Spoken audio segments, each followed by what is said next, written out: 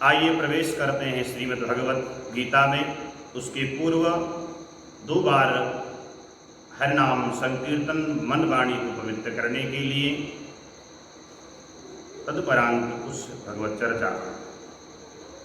हरे राम राम राम हरे हरे, हरे राम राम हरे हरे, हरे कृष्ण कृष्ण कृष्ण हरे हरे, हरे कृष्ण कृष्ण कृष्ण हरे हरे, हरे राम राम राम हरे हरे, हरे राम राम हरे हरे, हरे कृष्ण कृष्ण कृष्ण हरे हरे, हरे कृष्ण कृष्ण कृष्ण हरे हरे। बोले श्रीमन्नारायण प्रभु भगवान की। तो कल के प्रसंग में श्रीमद् भगवत गीता प्रथम अध्याय में हम लोगों ने प्रथम श्लोक को श्रवण किया। सैन्य परीक्षण यानी निरीक्षण योग है। पहला अध्याय क्या है? वो निरीक्षण योग। इसमें केवल सभी का निरीक्षण है। तो निरीक्षण योग में प्रथम अध्याय के प्रथम श्लोक का विवेचन हम लोगों ने कल श्रवण किया। तो प्रथम श्लोक में केवल प्रश्न है। प्रश्न किसने किया है? धृतराष्ट्र जी ने। किससे किया है? संजय से। क्या कहा है? बोले मेरे पुत्र गुरु और मेरे भ्रातृज मेरे पांडव ये वहाँ जो एकत्रित हुए हैं युद्ध के अंतिम परिणाम के लिए कुरुक्षेत्र में, धर्म क्षेत्र में, तो इसमें क्या कर रहे हैं? किम कुर्वत, इसमें क्या चल रहा है युद्ध क्षेत्र में? तो धर्म क्षेत्र का विवेचन मैंने कल श्रवण किया और इस प्रश्न का उत्तर आज मिलेगा। क्या कह रहे हैं? तो दूसरे श्लोक में आइए प्रवेश करते हैं। संजय उवाच। संजय बोले। उवाच माने समझ गए आप? बोलना होता है। उवाच माने बोलना। तो संजय ने उत्तर दिया कि दृष्ट्वा तु पांडवानीकं व्यूढ़ं दुर्योधनस्तदा आचार्यमुपसंगम्य राजा वचनमब्रवीत्। श्लोक कहता है दृष्ट्वा तु पांडवानीकं। श्लोक कहता है दृष्ट्वा, देखा। तो देखा किसने देखा? बोले आपके ज्येष्ठ पुत्र दुर्योधन ने। क्या देखा? बोले पांडवान आनीकम व्यूढ़म। पांडवों के द्वारा जो पांडवों ने जो व्यूह रचना की है, पांडवों ने जो सेना एकत्रित की है, उसको, उस व्यूह को, भयानक सेना को देख करके आपका जो पुत्र है दुर्योधन, जो राजा, वो जाकर के अपने गुरुदेव के पास में, अपने आचार्य के पास में जाकर के कुछ कहता है, कुछ कह रहा है। क्या कह रहा है? इसका विवरण आप सुनिए। कहते हैं संजय ने विचार किया। जब राजा ने प्रश्न किया तो संजय ने एक क्षण मौन होकर के विचार किया कि जो इनके प्रश्न हैं, हो सकता है ये जो राजा धृतराष्ट्र है ये भयाक्रांत है। किसके कारण? बोले कारण ये है, इसलिए भयाक्रांत हैं कि धर्म क्षेत्र है वो, और भगवान पांडवों के पक्ष में है, धर्म पांडवों के पक्ष में है। हो ना हो उस धर्म क्षेत्र में जाकर के जब उन्होंने सुना कि पासा बदल रहा है। कौन सा पासा? बोले राजा दुर्योधन जाकर के अपने गुरुदेव के पास में कुछ वार्तालाप कर रहे हैं। तो धृतराष्ट्र ने सोचा हो सकता है, ये संजय ने विचार किया, हो सकता है कि इनके मन में एक भय घुस गया हो, या मान लीजिए उस धर्म क्षेत्र की ये महत्ता है, धर्म भूमि कर्म भूमि की ये विशेषता है, वहाँ जो पहुँचता है उसके मन में एक भाव उत्पन्न होता है, और कहीं न ऐसा न हो कि आचार्य से बात करके और दोनों आपस में मिल जाएं, निसुलह कर लें, युद्ध ही न करें। ये ऐसा मन में उनके भय है धृतराष्ट्र के, और आंतरिक उनका यही विचार था कि सुलह न हो पाए, आपस में समझौता न हो, युद्ध हो, तब उसके बाद अकंटक मेरा पुत्र राज्य करे। ये उनका आंतरिक विचार था। इसी भय के कारण उन्होंने अपने जो मंत्री थे, सचिव थे, उनसे प्रश्न किया कि देखो जरा हो क्या रहा है। जब संजय ने बताया कि आचार्य के पास में जाकर के दुर्योधन कुछ कह रहा है, अब और थोड़ा परेशान हुए, क्या कह रहा है, जरा इसको जल्दी बताओ, वार्ता क्या हो रही है। देखिए वार्ता क्या हो रही, सुनिए कि पश्यैतां पांडुपुत्राणाम् आचार्य महतीं चमूं व्यूढ़ां द्रुपदपुत्रेण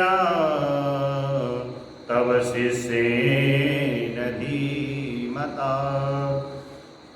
पश्यैतां कहते हैं कि पश्य माने क्या होता है, बालका अत्र पश्य, उन्हें देखना होता है। तो उन्होंने कहा तुरंत देखो हो क्या रहा है। तो दुर्योधन ने अपने गुरु से कहा, द्रोणाचार्य से कहा, ये गुरुदेव कि आपने पांडुपुत्रों की विशाल सेना को देखा है क्या, जरा देखो एक बार, और जिसे आपके गुरुपुत्र, आपके जो गुरु भाई है, द्रोणाचार्य का गुरु भाई कौन था, द्रुपद, एक ही गुरुकुल में पढ़े थे, विद्याधन की कला प्राप्त की थी, धनुष विद्या की कला प्राप्त की थी, विद्याधन किया था। बोले आपके जो गुरु भाई है उसका पुत्र और आपका शिष्य, तव शिष्येण, आपका शिष्य भी है, कौन, बोले द्रुपद पुत्र, द्रुपद पुत्रेण शिष्येण, बड़ा बुद्धिमान है, उसके द्वारा सेना का गठन किया गया है, उसके द्वारा इस व्यूह की रचना की गई है, वो आपका ही तो शिष्य है। और कहीं न कहीं वो द्रोणाचार्य जी को अपने गुरुदेव को याद दिलाता है, कौन सी बात, प्राचीन बात,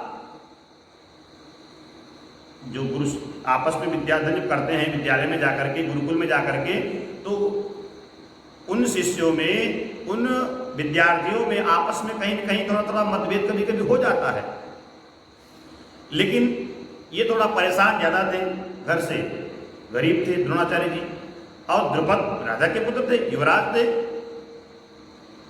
तो उन्होंने उस विद्याधन काल में शपथ ली थी, उन्होंने वचन दिया था, अरे द्रोणाचार्य, मैं जब राजा बनूंगा तो मैं आपकी हेल्प करूंगा, आपकी सहायता करूंगा, और जब कभी परेशान हो आप तो मेरे क्षेत्र में चले आना, मेरे राज्य में, मैं आपकी हेल्प करूंगा, आपकी सहायता करूंगा। ये वचन दिया था उस पीरियड पे जब पढ़ते थे, विद्याधन करते थे। एक बार की बात है, द्रोणाचार्य के घर में अकाल सा आ गया, बड़े परेशान हो गए, खाने को कुछ नहीं, पुत्र अश्वत्थामा दुग्ध मांग रहा है, लेकिन देने के लिए दुग्ध भी नहीं था। अब क्या करें, तो माँ क्या करती है, कृपी क्या करती है, वो चावल का जो माड़ नहीं होता है, चावल उबल रहा है, उसका जो माड़ निकल के पुत्र दूध मांग रहा है, उसको दूध की प्रदान करती है, दूध के स्थान पे मार पी रहा है अश्वत्थामा, और लोगों से कहता मैं भी दूध पी के आया हूं। तो जाकर के निवेदन किया द्रुपद के यहाँ, और निवेदन किया तो उनसे क्या मांगा, बोले एक गाय मिल जाती, ब्राह्मण को क्या की, गाय मिल जाती, सेवा करेगा, दूध मिलेगा, उसको पान करेगा, लेकिन तब नहीं मिला गया।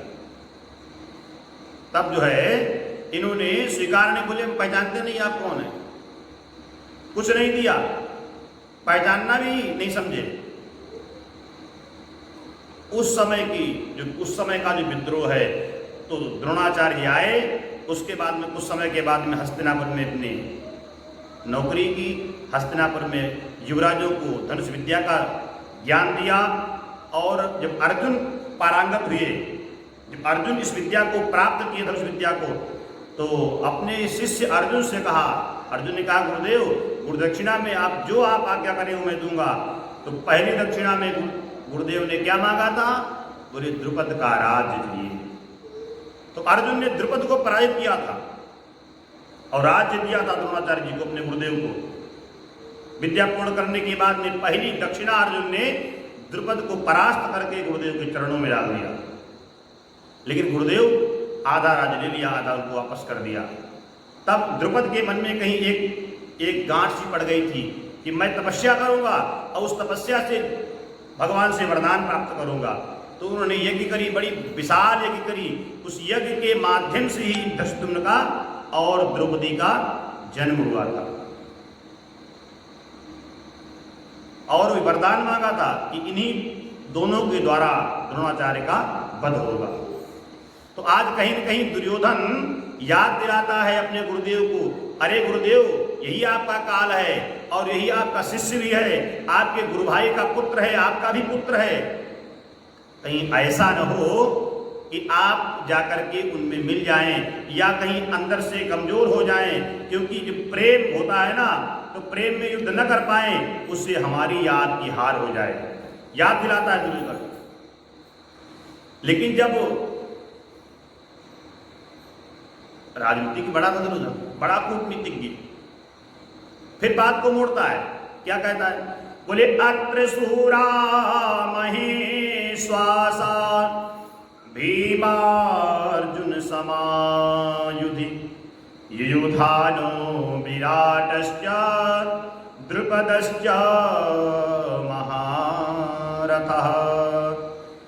अत्र मन यहाँ, सूरा माने सूरवीर, बोले हमारे यहाँ भी सूरवीर हैं, लेकिन भीम अर्जुन बड़े पराक्रमी हैं। भीमार्जुन समायुधि युयुधानो विराटश्च द्रुपदश्च महारथा। कहते हैं विराट और द्रुपद बड़े बड़े महारथी धनुर्धर, अर्जुन की तरफ, धृष्टद्युम्न की तरफ, भीम की तरफ, धर्म की तरफ लगे हुए हैं युद्ध करने के लिए, बड़े पराक्रमी। इतना ही नहीं, बोले धृष्टकेतुश्चेकितान् काशीराजश्च वीर्यवान् पुरुजित् कुन्तिभोजश्च शैव्यश्च नरपुंगवः। धृष्टकेतु और चेकितान,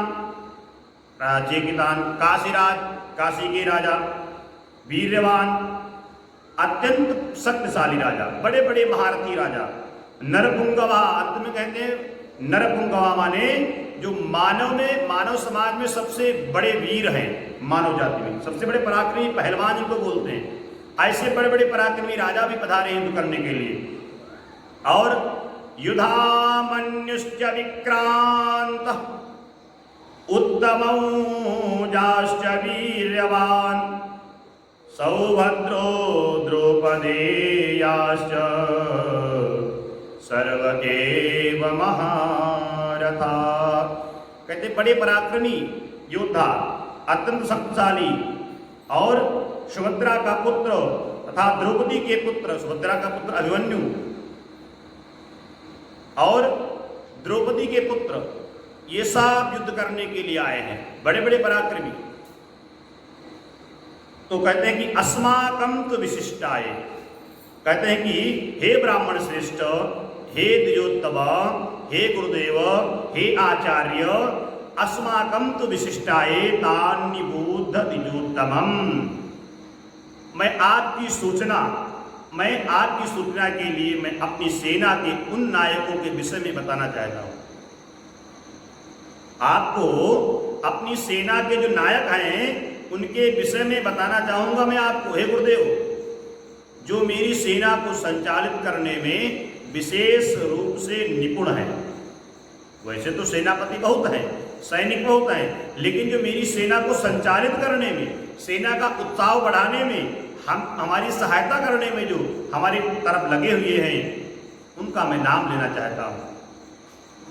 गुरुदेव ने कहा बताओ कि भवान माने आप, भीष्मश्च कर्णश्च कृपश्च समितिञ्जयः। भगवान माने आप, भीष्म पितामह भीष्म, कर्ण, कृपाचार्य और समितिञ्जयः।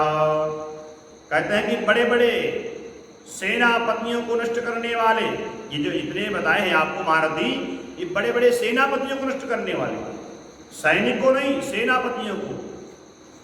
अश्वत्थामा विकर्णश्च सौमदत्तिस्तथैव च।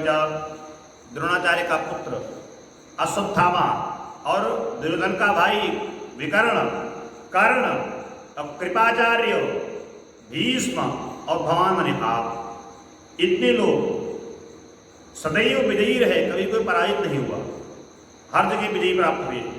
और फिर सोचा हो सकता है कि अन्य सेनापति हमसे नाराज हो जाए, इनका सबका नाम ले लिया, सबका नाम नहीं लिया है।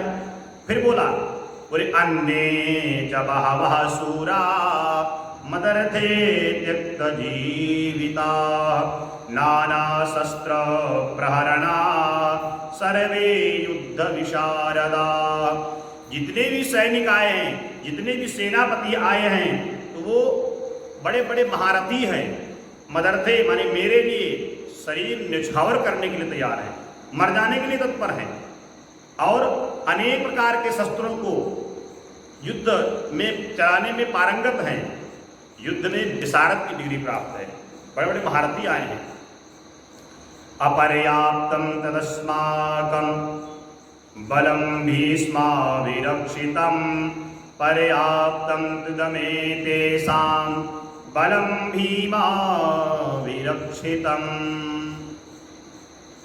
दुर्योधन कहता है गुरुदेव कि हमारी शक्ति जो है अपरिमेय है, अपरिमेय, बड़ी हमारी सेना शक्तिशाली है, लेकिन हम सब पितामह के द्वारा भली भांति संरक्षित हैं।